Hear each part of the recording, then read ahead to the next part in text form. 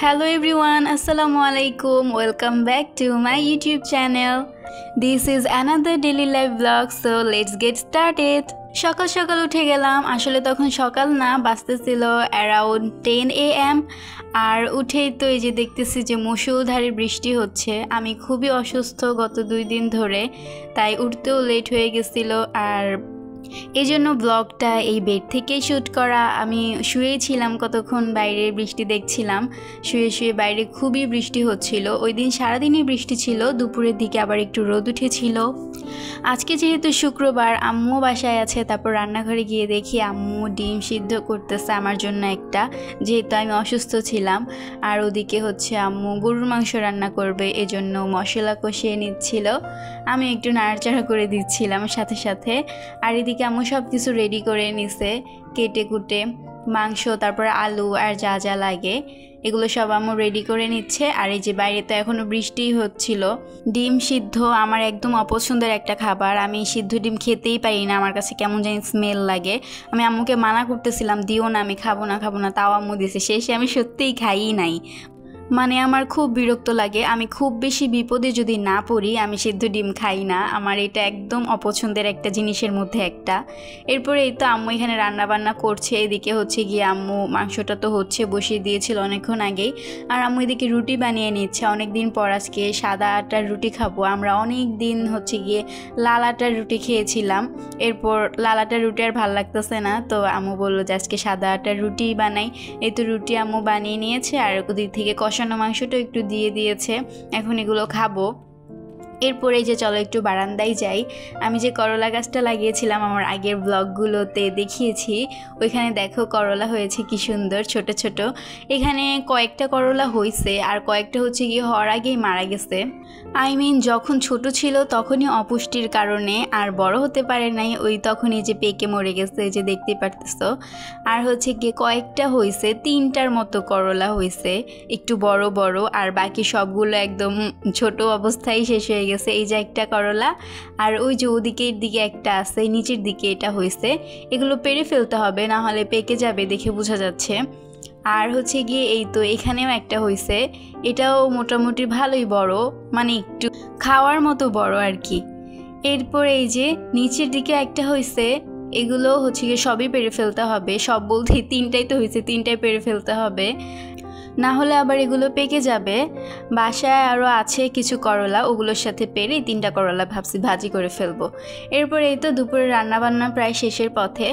তারপর এখন গোসল করে নিলাম, আর রান্নাও শেষ হয়ে গেছে। আর আমি হচ্ছে একটু শসা কেটে নিয়েছিলাম। আমার খুবই সিম্পল রান্নাবান্না হয়েছিল, যেহেতু আমি অনেক অসুস্থ বললাম 2 দিন ধরে। তো আম্মু রান্না করেছিল সাদা ভাত আর গরুর মাংস। আর গরুর মাংস, মুরগির মাংস যেটাই রান্না করুক, মানে হার্ড চিকেন যেটা, ওইটা যখন রান্না করে তখন আম্মু আমার জন্য একটা রসুন দিয়ে দেয়। আর আমি রসুন খেতে অনেক পছন্দ করি। আমাদের বাসায় আর কেউ রসুন খায় না, আমিই খাই, এই জন্য আম্মু আমার জন্য 1-2টা রসুন দিয়ে দেয় তরকারির মধ্যে। আর রসুনটা যখন একদম গলে যায় রান্না করতে করতে, তখন এটা ভাতের সাথে মেখে খেতে কী যে মজা লাগে, অনেক মজা লাগে। আমার এটা খুবই পছন্দ। আম্মু আমার জন্য স্পেশালি সবসময় এটা দিয়ে থাকে। এই তো এখন খাওয়া দাওয়া করে নিচ্ছি। খাওয়া দাওয়া করে একটু রেস্ট নিব। সারাদিন যদিও রেস্টই নিয়েছি, আজকে কোনো কাজই করি নাই। গত 2 দিন ধরে আমার শরীরটা খুবই খারাপ। তারপরে এই তো এখানে শুয়েছিলাম, আর আম্মু বলতেছিল যে চলো একটু বাইরে থেকে ঘুরে আসি। আমার আবার কেক অনেক পছন্দ, বলতেছিল যে একটা কেক কিনে নিয়ে আসি, বার্থডে কেক আর কি। তো আমরা বাসায় বসে খাবো, আমার মনটা একটু ভালো হয়ে যাবে, শরীরটাও ভালো হয়ে যাবে। পরে আর বললাম যে না থাক, আজকে না যাই, কদিন পরে যাই, সুস্থ হয়ে নিই একটু। আর তারপর বিকালবেলা হচ্ছে গিয়ে আম্মু পিঠা বানাবে, এজন্য আমি ফ্রিজ থেকে হচ্ছে পিঠার যে পিউরিটা করে রেখেছিল আগে থেকে, ওটা বের করে নিচ্ছিলাম। এটা হচ্ছে গিয়ে কাঁঠালের পিউরি। এটা করে তারপর আম্মু ফ্রিজে ডিপে রেখে দিয়েছিল। আর আমি এখন এটা একটু বের করে নিয়েছিলাম, ডিফ্রস্ট হওয়ার জন্য রেখে দেব। আম্মু বলল ডিফ্রস্ট হতে হবে কতক্ষণ, তারপর পিঠা বানানো লাগবে। আর এই যে দেখো আমি এখানে কত স্ট্রাগল করতেছিলাম এটা খোলার জন্য। আসলে আমি শরীরে কোনো শক্তি পাইতেছি না 2 দিন ধরে, এত শরীর খারাপ হচ্ছে, আর মাথা ঘোরাচ্ছে, আমি দাঁড়াতেও পারতেছি না ঠিক মতো, এরকম একটা অবস্থা। তারপর আর কি এই তো এটা এখন বের করে রাখলাম। তারপর এটা কতক্ষণ পর ডিফ্রস্ট হওয়ার পর আম্মু হচ্ছে গিয়ে পিঠাটা বানাবে। এখন এটা আমি বের করে রেখে বারান্দায় গিয়ে বসে থাকবো। আর আজকে দুপুরের দিকে একটু রোদ উঠেছিল, বৃষ্টি নেই। আর এই তো দেখো সন্ধ্যা হয়ে গেছে প্রায়, এটা আসরের নামাজের পরে, সন্ধ্যার একটু আগে আগে। আকাশটা কিন্তু খুবই সুন্দর লাগছে দেখতে, ভাবলাম একটু ক্লিপ নিয়ে নিই। এরপরে এই তো চলে গেলাম বারান্দাতে। আর আম্মু হচ্ছে এখানে ওই যে আমাদের গাছে যে করলাগুলো হয়েছিল ওগুলো আম্মু বলতেছে কেটে নেই, পেকে যাচ্ছে, এগুলো কেটে রেখে দেয়, তারপর বাসায় তো আরও করলা আছে ওগুলোর সাথে ভাজি করে ফেলবো। এজন্য আম্মু হচ্ছে কি এই করলাগুলো কেটে নিচ্ছিল, 3টা করলাই তো ছিল, এগুলো কেটে নিচ্ছে। এখন আম্মু আবার আরেকটা খুঁজে পাচ্ছে না এটা কোথায় ছিল, আমি দেখাচ্ছি এই যে নিচে, পরে আমার হাত দিয়ে দেখাইতে হয়েছে যে আসলে এটা কোথায় ছিল। আর এই যে দেখো তোমাদের বলছিলাম না এগুলো পেকে যাবে খুব তাড়াতাড়ি, এই নিচেরটা অলরেডি পেকেও গেছে, এটাই সবার আগে হয়েছিল আর কাটা হয় না যেহেতু, সো এগুলো পেকেও গেছে। এখন আম্মু এগুলো সব কেটে নিল, তারপর হচ্ছে গিয়ে এখন আমরা একটু বারান্দায় কতক্ষণ বসে থাকবো, সারাদিন তো ঘরেই শুয়ে বসে থাকি, এখন ভাবলাম একটু বারান্দায় বসে থাকি। আর এই গাঁদা ফুল গাছটা দেখো, এমন একটা দিন নাই যে এই গাছটার মধ্যে ফুল হয় না। আম্মু বলতেছিল যে গাছটা কিনে আনছি সেটা থেকেও এটাতে বেশি ফুল হয়, আমি ওই যে বীজ থেকে এটা লাগিয়েছিলাম, আর 12 মাসই ফুল হচ্ছে এটাতে। আমি এখন থেকে ভাবছি এটাই করব, যে গাছ কিনে আনার পর বীজ রেখে দিব, এরপর গাছ লাগাবো, এটাতেই ভালো হয়। নাহলে যে গাছ কিনে আনি ওটা তো 2 মাস পর মরেই যায়। এটাতে দেখো সব সময় ফুল হতেই থাকে।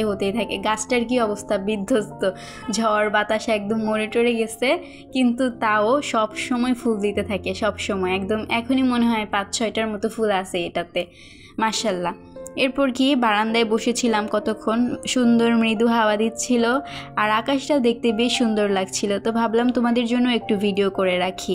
দেখো কি সুন্দর বাতাস হচ্ছিল, আর আমাদের বারান্দায় যেহেতু অনেক গাছ আছে, বসে থাকলে একদম মনটা ভালো হয়ে যায়।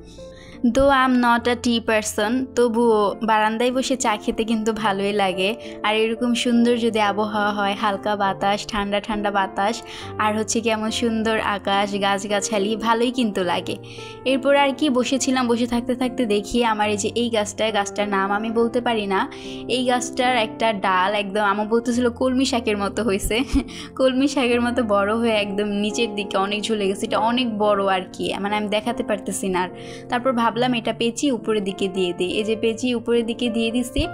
আর এই তো আমি এটার ভিডিও করতেছিলাম আর দেখি দিক দিয়ে একটা প্লেনও যাচ্ছে, সো ভাবলাম আমি এটারও ভিডিও করে নিই। আসলে যখনই প্লেন দেখি তখনই মাইলস্টোনের কথা মনে পড়ে যায়, মানে কি বলবো, কি একটা অবস্থা হলো। আল্লাহ সবাইকে ধৈর্য দান করার তৌফিক দিক, আমিন।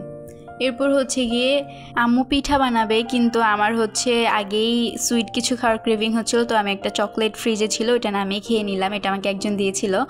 আর হচ্ছে গিয়ে আমি এদিক দিয়ে আম্মু পিঠা বানানো প্রায় শেষের দিকে, আর শেষের দিকে হচ্ছে কিছু ব্যাটার রয়ে গেছিলো, তো আম্মুকে আমি বলছি যে ছোটো ছোটো বুরিন্দার মতো যে থাকে এগুলো বানিয়ে দিতে, এগুলো আসলে ভাজলে তারপর অনেক ক্রিস্পি হয়ে যায় আর এগুলো খেতে ভালো লাগে। আমি যেহেতু মিষ্টি জিনিস এত খেতে পারি না, মিষ্টি পিঠাও আমার এত পছন্দ না, তো আম্মু যখন তেলের পিঠাও বানায় তখনও যখন সাইড দিয়ে ক্রিস্পি অংশটা আমি খেয়ে মাঝখানেটা আম্মুকে দিয়ে দেই। আর নানু বাড়িতেও সেম, যেখানেই বানানো হোক আমার ক্রিস্পি অংশটাই ভালো লাগে। তো যতটুকু ব্যাটার ছিল আম্মুকে বলছি যে আমি আমাকে ছোট ছোট এরকম বানিয়ে দাও ক্রিস্পি করে। এখন আম্মু আমাকে আসলে এগুলোই বানিয়ে দিচ্ছিল।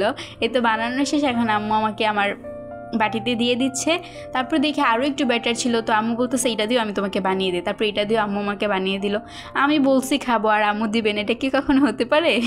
আম্মুর একমাত্র মেয়ে বলে কথা। এই তো আম্মু এগুলোই বানিয়ে নিচ্ছিল আমার জন্য। আর এদিকে তো রান্নাঘর পুরো নোংরা হয়ে গেছে পিঠা বানাতে গিয়ে, দেখতেই তো পাচ্ছ চুলার আশেপাশে কত কিছু, আবার বেসিনেও অনেকগুলো হাঁড়ি পাতিল জমে আছে। এখন আম্মু আমাকে এগুলো বানিয়ে দিয়ে সবগুলো ক্লিন করে নিবে। আর এদিকে আমি এখন প্রায় হয়ে গেছে, এখন আমি আমার পিঠাগুলো খেয়ে নিব। এখন আমি চলে যাচ্ছিলাম রুমে। আর এই যে দেখো কি সুন্দর পিঠা বানিয়েছে আম্মু, এই পিঠাগুলোর রেসিপি আম্মুর চ্যানেলে দেওয়া আছে। আর হচ্ছে কি এখন এই যে আমার পিঠা বানানো শেষ, কিন্তু আমি বড়গুলো খাবো না, ছোটোগুলো খাবো যেগুলো আমার জন্য আম্মু বানিয়েছে, বড়গুলো আমার এত পছন্দ না। এই যে দেখো কি সুন্দর হয়েছে, আর এগুলো খেতেও কিন্তু খুব ক্রিস্পি হয় আর খুবই মজা লাগে। খুবই গরম ছিল, আমি এখন এগুলো খেয়ে নিব। আজকের ব্লগটা এই পর্যন্তই, সবাই সুস্থ থাকো, ভালো থাকো, আল্লাহ হাফেজ।